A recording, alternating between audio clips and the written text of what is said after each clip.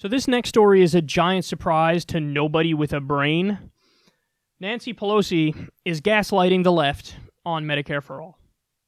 And now it's official. We knew it was going to happen. At least those of us who follow this closely, we knew. But this is now, the details are emerging.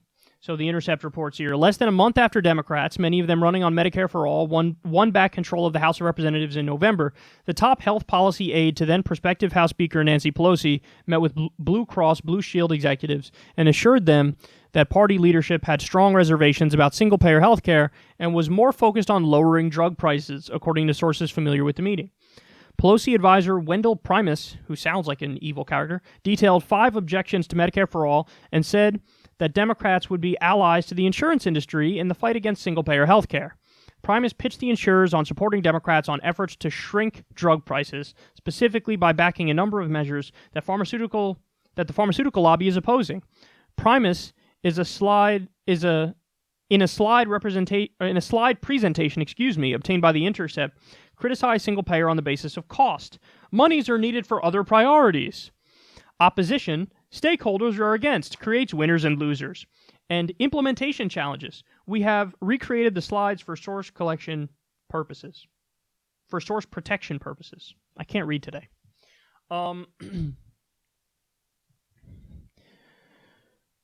Nancy Pelosi's not your friend. Nancy Pelosi's not your friend. Nancy Pelosi's not your friend. It really pains me when I see, I want to call them naive people on the Democratic side who truly believe that she's with us. It pains me when I see that.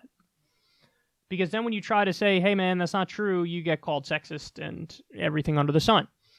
And we say it because of substance. I mean, for example, in the speech the other day, Trump's State of the Union address, she cheered for doing an illegal coup in Venezuela, and she didn't cheer for making peace with North Korea. That does say a lot about Nancy Pelosi. It just does. She brags about being the biggest fundraiser in the Democratic Party in a populist anti-corruption era when people are well aware that she's raising that money from questionable sources, to say the least, from big money interests, which then makes the Democratic Party beholden to those interests. So she is fundamentally, at heart, a corporate centrist. And she knows that this is a hand that feeds the corporate Democrats, the hand of the for-profit health insurance companies. She knows that Obamacare, even though it was a step in the right direction, it kept the for-profit health insurance companies in place. It was a deal with the devil. And now she's going to protect that deal with the devil as she gaslights the left and acts like, oh, what? Oh, Medicare for all?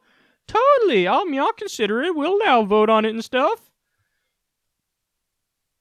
This is why all of us on the left took a stand when it became clear that Nancy Pelosi was going to be the leader of the Democrats and said, don't do it. Somebody on the left needs to step up, because if they don't step up, she's going to undercut every single one of our policy priorities. Every single one. And by the way, in turn, undercuts a Democratic wave, because people aren't going to come out and vote for a party that's going to cave on every issue that we care about.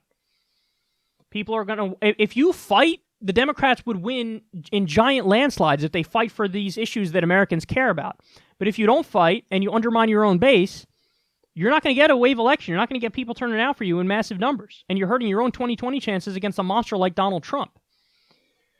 So this is fucking heartbreaking. And listen, we're not playing around anymore. They don't get it. They don't get it. They don't get it.